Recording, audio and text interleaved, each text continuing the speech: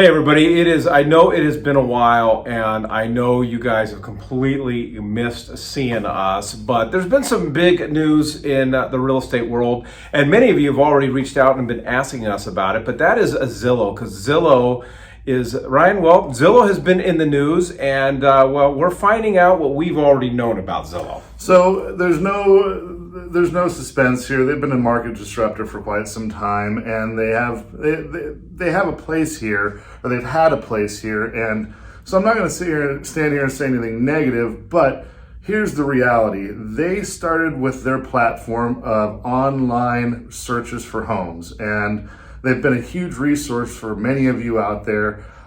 One thing that you may or may not know is that they use that data for a number of different reasons, but primarily to take your information and sell it, and to also bring on advertisers so that they can get more sponsorships to make more money. I'm not mad at that.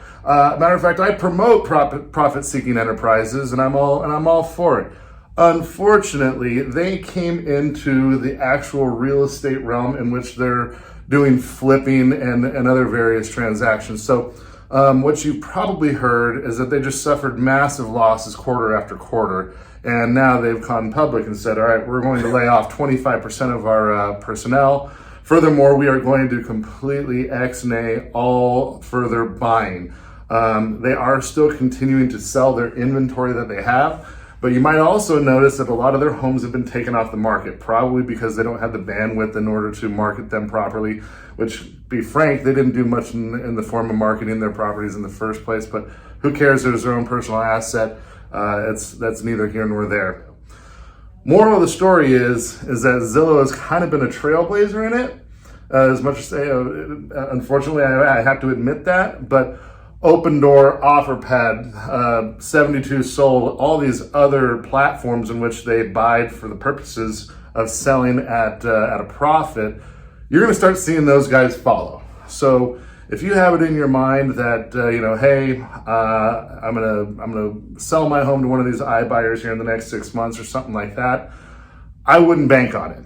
Furthermore, if you are currently under contract with one of those types of iBuyers, I would proceed with caution. I would not spend that check yet.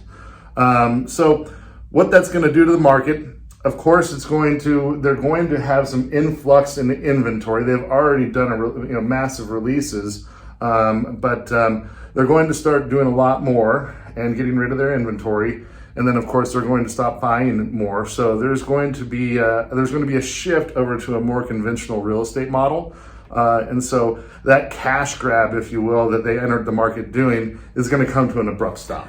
Well, at the end of the day, we've always joked that Zillow is for entertainment purposes only. They're a marketing company. That's really what they do.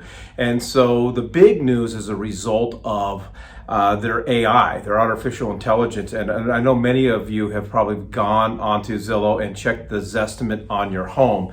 But this recent news is proof to what we've always been saying, that the Zestimate is one of the most unreliable sources to be able to determine your home's worth. There's really no way to truly understand how much your house is worth till somebody actually sits down, investigates it, goes in, takes a look at all the numbers. And so as always, it's something that we're willing to do for you guys. And what's really cool is we're able to do it no matter where you're at in the continental US. But if you need any help, have any questions, or any more questions about what's going on with Zillow, please feel free to reach out to us.